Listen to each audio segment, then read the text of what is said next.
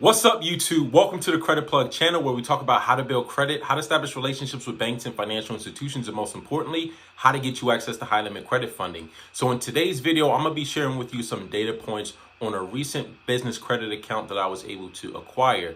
Before I get into that, one of the things I noticed about our channel, just by analyzing some of our channel metrics, is that the majority of the Credit Plug subscribers seem to be interested more in personal credit products versus business credit products. I would say somewhere between 80 to 85% personal credit, 15 to 20% business credit. And there's absolutely nothing wrong with that. I understand there's a lot more personal credit consumers than there are business credit consumers.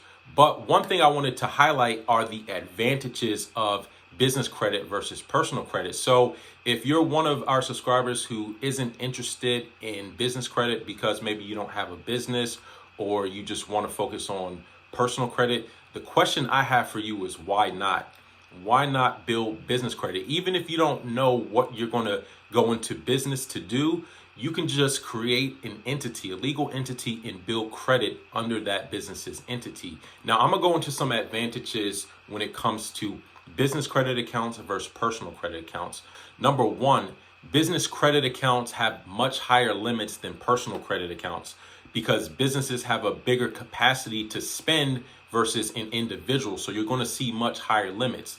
Number two, when you're opening up business credit accounts, specifically like business credit cards, with the exception of about three that I can think of, TD Bank, Discover, and Capital One, the majority are not going to report on your personal credit. So there's several advantages to that.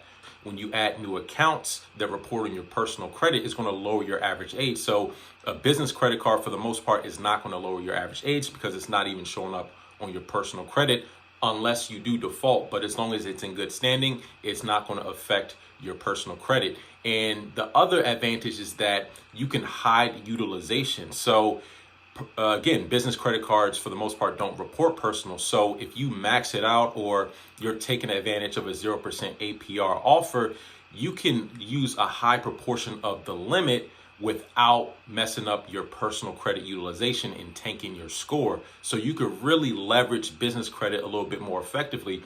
Now with personal credit, even someone like myself who has 6 figures in personal credit, I can't even really leverage most of it, because if I do, not that I would, but if I did, it would spike my utilization. Like if I, went and spent $100,000 on personal credit, it would spike the utilization. But I can go swipe up $100,000 on business credit and not even affect my personal credit. So that's one of the advantages. So you could always create an entity and build business credit, even if you don't know what your plan is yet. You could just go through the motions of getting it set up. So if or when you do decide you want to do something in terms of a business, you already have your entity set up and you have your credit. But anyways, let's jump over. I'm going to walk you guys through some data points on a recent credit application that I was able to do. So I recently got approved for the Bb&T business credit card. So I just wanted to share some data points. I just got it in the mail, so I'm doing this live with you. I was able to get approved for the Spectrum Cash Rewards business credit card. So this was a 20,000 limit, and it's just a regular plain card, nothing special about it. Let me take this sticker off real quick. I wanted to share some data points with you guys because I'm all about practicing what I preach and just kind of sharing information with you guys. So this is the Bb&T Spectrum Cash Rewards.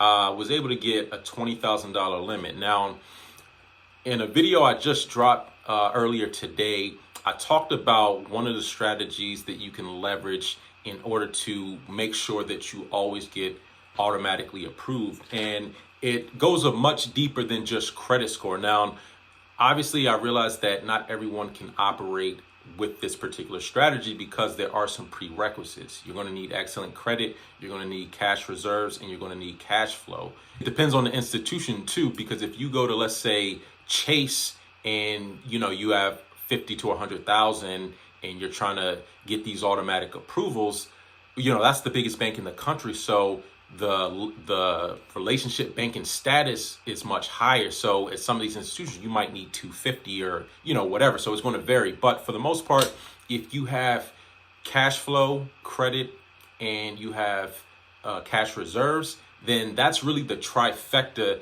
where you want to be in order to really position yourself in order to get approved automatically without any, hesitancy or anything like that. Because when you have a certain amount of cash reserves and you present yourself as a low risk, the banks are going to want to deal with you. Those are the type of customers they want.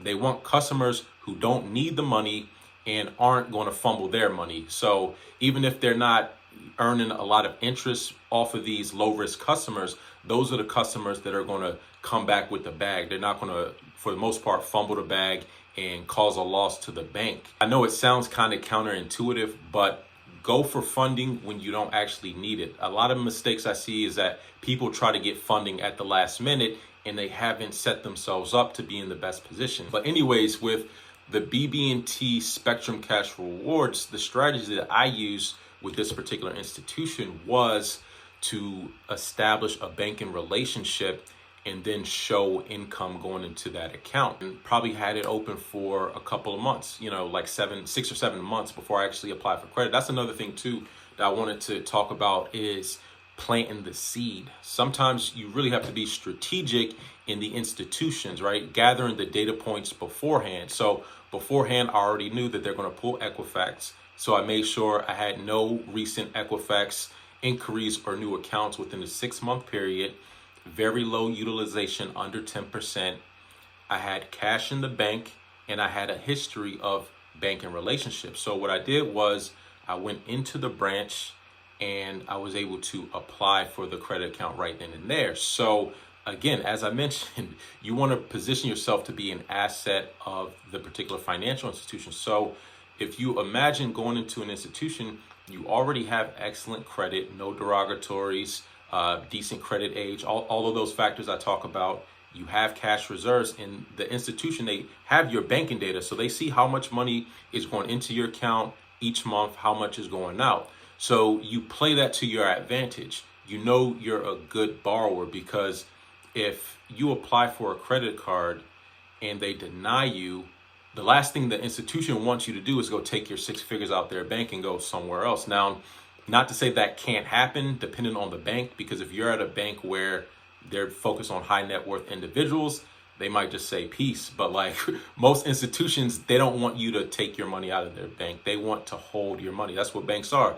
They hold your money. So you could use that to your advantage. And again, this doesn't mean that you have to do the strategy that I'm talking about. This is just kind of my preference, because I don't like to always solely rely on credit, because even people with 800 credit scores can get denied. So I like to have other factors, other data points, other information that the institution can base a decision on. So credit is one component. That's one of the most important components. The cash reserves is important, but the cash reserves in itself is not all, because there could be situations where you just get a one-time capital injection, or you take money from somewhere else and put it in a bank. But do you really have income coming in? That's what they really want to see. Like, okay, you got this one lump sum of money. What is this? Is this your life savings? What's the situation? So having the cash reserves is important because it reduces your risk profile. But then when they see consistent income over a certain period of time, and they see your monthly bank statement, they see that balance growing. That's another key. Growing your balance, either grow it or maintain it, but don't let it decrease a huge percentage, right? You're going to want to show steady and incremental increases in your bank balances. And you do that, then, you could definitely get a lot of good results. So that's just the strategy that I do. And again, I like to share these data points, unlike some other channels. You could definitely see all of the applications, unboxing. So I'm not just talking about this from a secondhand point of view. I'm actually out here getting these accounts and applying these different techniques and methods to share with you guys firsthand experience, so you could potentially replicate it and adopt the same strategy and see if it works for you. So that's all I really wanted to share in today's video. Anyone have any comments or questions, data points, definitely leave them down in the comment section down below. And until next time, y'all take it easy, and we'll talk to you soon. Peace.